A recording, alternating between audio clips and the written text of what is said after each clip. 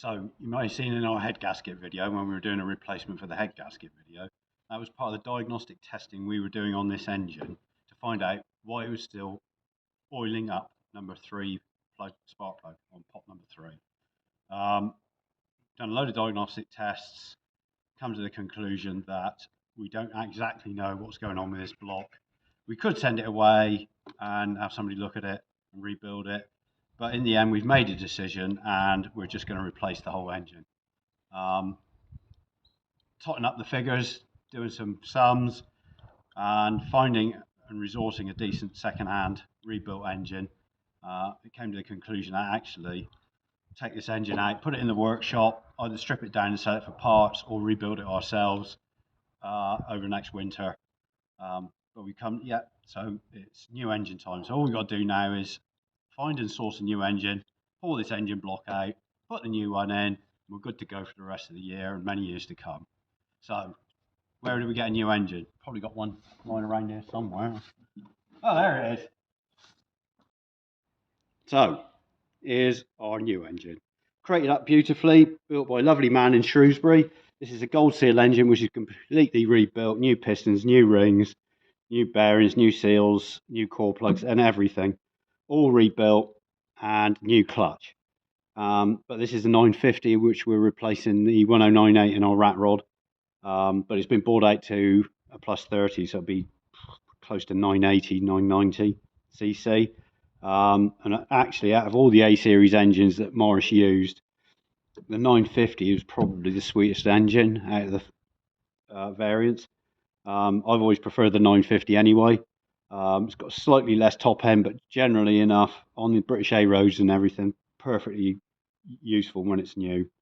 So we've got to get this out, prepped up, get the old engine out. Probably have to do some other work that we find in the engine bay and swap them out, and there we go.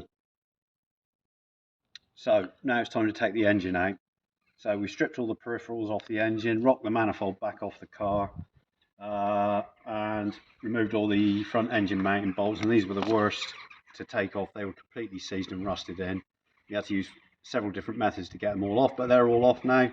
And obviously, you notice when we're working in here, we've noticed there needs some welding. So this tie plate across the top, bit of work on the front chassis leg, driver's side. Probably going to be up by a couple of repair panels. Get this cut out and welded, and then we'll paint up, clean up and tidy up the engine bay, and then put the new engine back in. And there we go.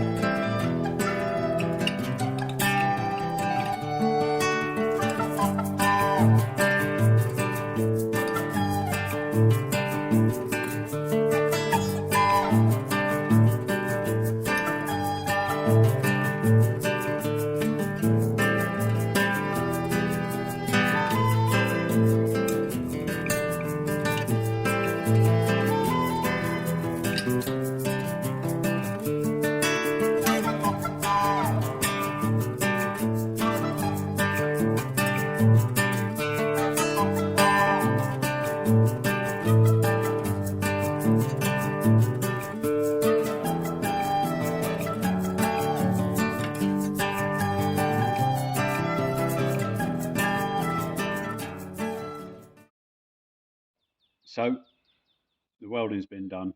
So here we are in the engine bay of the rat rod, and as you can see, all the rotten metal's been cut out and been replaced with repair panels.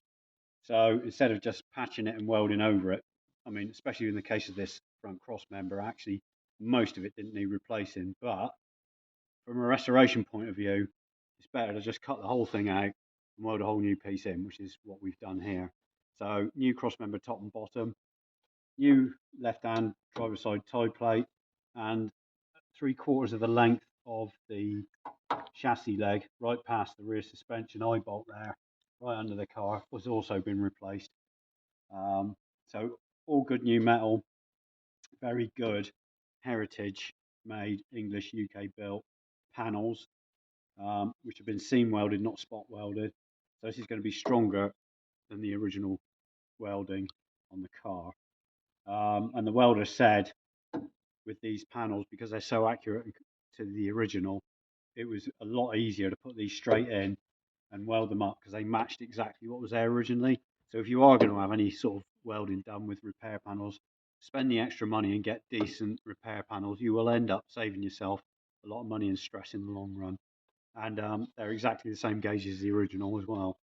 Very good panels. And now we've got to do is clean down and paint the engine bay. Now the welding's been finished, so it's on to the painting. So the painting's been done, engine bay's been cleaned and painted. It's all been under sealed with hammerite wax oil. We've cleaned the bonnet, we've done a lot of cleaning and painting, and now the next job is on to refitting the engine.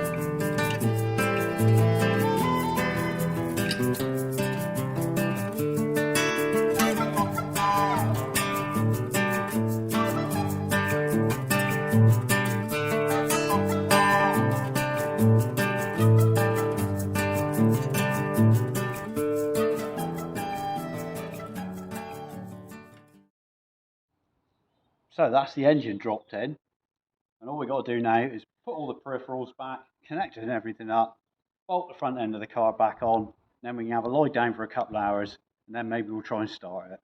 And there we go. So the engine's back in, everything's connected, front end back on, oil's been refilled, water's been refilled. You've noticed we've got a slight leak from the back tap, which is going to be difficult to tighten up because we meant to do it before we put the pipes and everything on, but we'll come back onto that.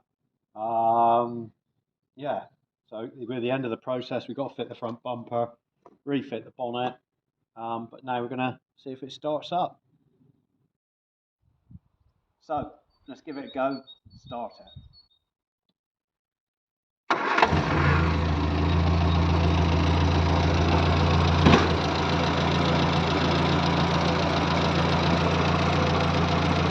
Do a visual check of the engine bay, see if we've got any leaks.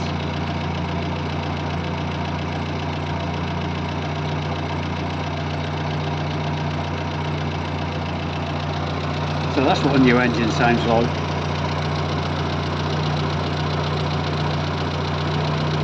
I think we could say that's a resounding success. So if we can do it, a blind man and his wife, I reckon anybody could do it. I should give it a go.